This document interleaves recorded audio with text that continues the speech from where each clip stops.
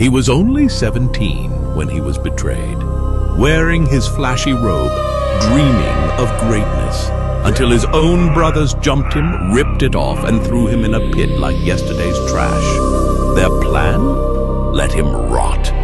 His crime? Dreaming too big. Joseph lived with his father Jacob in the land of Canaan and helped tend flocks with his brothers, sons of Jacob's other wives. But Joseph often brought back a bad report about them. Jacob loved him more than all his other sons because he was the son of his old age and the firstborn of Rachel, his beloved wife. As a sign of that love, Jacob gave Joseph a special tunic, a richly ornamented robe, a symbol of blessing and favor. He was already hated by his brothers for being his father's favorite. To make matters worse, Joseph began to have dreams that disturbed his brothers. "Listen to this dream I had," Joseph said eagerly. "We were binding sheaves of grain in the field when suddenly my sheaf stood upright, and your sheaves gathered around mine and bowed down to it." His brothers glared at him. "Do you intend to reign over us? Will you actually rule us?" It felt like a threat. That moment planted something dark in their hearts, jealousy, that grew into rage. But Joseph dreamed again. This time, the sun and moon and 11 stars were bowing down to me. When he shared the dreams, his brothers were jealous. The response was not admiration, it was rage. Even his father rebuked him. But Jacob kept the dreams in mind. Sometime later, Jacob sent Joseph to check on his brothers grazing the flocks near Shechem. Dressed in his colorful robe, Joseph journeyed alone. When the brothers saw him, their hatred boiled over, and they conspired against him. "Here comes the dreamer," they said. "Let's kill him and throw him into one of these pits." But Reuben, the oldest, stepped in. "Let's not kill him. Just throw him into the pit." For he hoped to rescue Joseph later. So when Joseph arrived, they attacked, ripped off his robe, and threw him into a dry, dark well. Then they sat down to eat. As they were eating, a caravan of Ishmaelite traders came by on their way to Egypt. Judah proposed a new plan. "What will we gain if we kill our brother? Let's sell him to these traders instead." So they pulled Joseph from the pit and sold him for 20 shekels of silver, and watched as their brother, the dreamer, was taken away in chains into Egypt. Reuben returned to the pit, only to find Joseph gone. He didn't know that the brothers had sold him. To cover their tracks, the brothers took Joseph's robe. They brought it to their father and said, "We found this. Examine it to see whether it is your son's robe." Jacob recognized it immediately. "It is my son's robe! A ferocious animal must have devoured him!" he cried. He mourned for many days. No one could comfort him. By the way, if you find any of these videos interesting or enjoyable, please consider subscribing. These take a long time to make, and it really helps out. In Egypt, Joseph was sold to Potiphar, an officer of Pharaoh and captain of the guard. But even in slavery, the Lord was with Joseph and he prospered. Potiphar put Joseph in charge of his household. Everything he touched flourished. But Joseph's good looks caught the eye of Potiphar's wife. When Joseph refused her advances, saying, "How then could I do such a wicked thing and sin against God?" she falsely accused him of assault. Potiphar, enraged, threw Joseph into prison. And still, the Lord was with him. One night, 2 of Pharaoh's officials who were in prison for offending their master both had dreams. They were the chief cupbearer and the baker. No one could tell them what their dreams meant until Joseph said, "Do not interpretations belong to God? Tell me your dreams." He translated their dream, and the cupbearer's dream meant restoration in 3 days, while the baker's dream meant execution. Both came true, exactly as Joseph had said. Joseph begged the cupbearer, "When you are restored, remember me." But the cupbearer forgot him. 2 more years passed. Then Pharaoh had disturbing dreams, and none of his magicians could interpret them. That's when the cupbearer remembered the Hebrew prisoner. Joseph was summoned.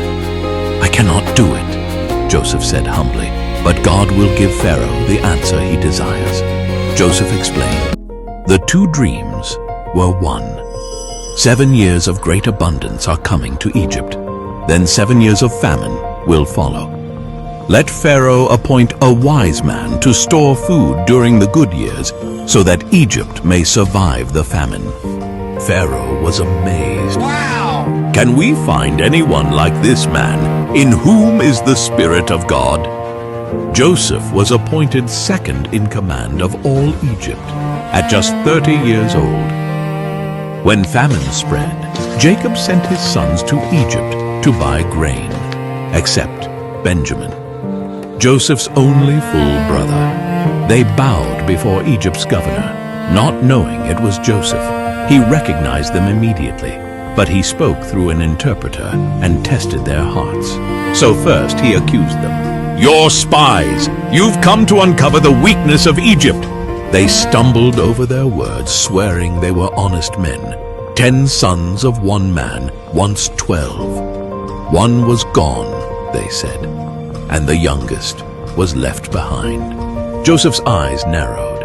That youngest one was Benjamin, his only full brother. They stumbled over their words, swearing they were honest men. 10 sons of one man, once 12. One was gone, they said, and the youngest was left behind. Joseph's eyes narrowed. That youngest one was Benjamin, his only full brother. So he pushed the test further. "Bring your youngest brother. Prove your story."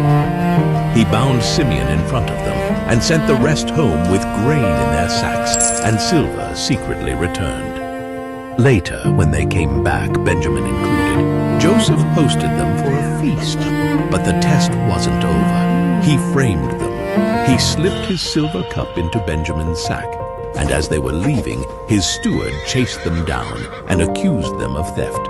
Back in the palace, this was the moment Joseph had waited for. Would they abandon Benjamin like they had abandoned him, or had time and guilt changed their hearts? And then Judah stepped forward. "Take me instead," he pleaded. "Let the boy go home. If he doesn't return, our father will die of heartbreak." It was no longer the voice of jealousy. It was the voice of repentance. At Judah's words, Joseph's heart broke open. He commanded everyone to leave the room. The Egyptian officials were stunned, but they obeyed. Only his brothers remained, confused, nervous, silent. And then Joseph said the words they never expected to hear. "I am Joseph, your brother, whom you sold into Egypt. Is my father still alive?" Silence. Their faces went pale. They couldn't breathe, couldn't move. This powerful ruler was the brother they betrayed, and he was weeping. "Come close," he said. "Don't be afraid. You meant it for evil, but God meant it for good.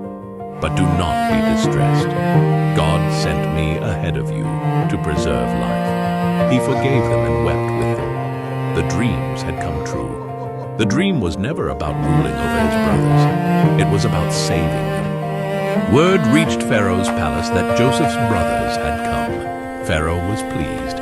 He told Joseph, "Send for your father. Bring your whole family. The best of Egypt will be theirs." Joseph sent his brothers back to Canaan with wagons, silver, and gifts. But most importantly, he sent a message. "Tell my father, Joseph is alive, and he rules all of Egypt." Jacob and his family, 70 people in all, left Canaan and moved to Egypt. He was reunited with his son. Before his death, he blessed Joseph and his brothers.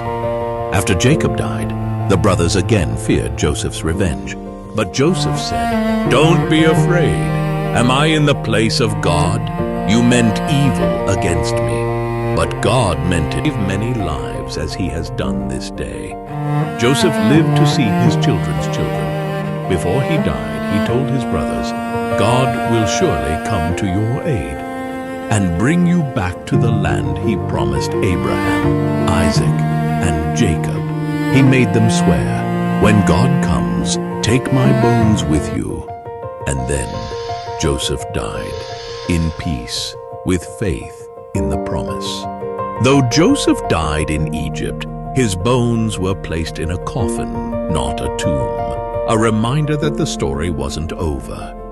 Centuries later, when Moses led Israel out of Egypt, they carried Joseph's bones with them, through the Red Sea, through the wilderness, through every trial and battle, until the day they laid him to rest at Shechem, in the very land Joseph spoke of.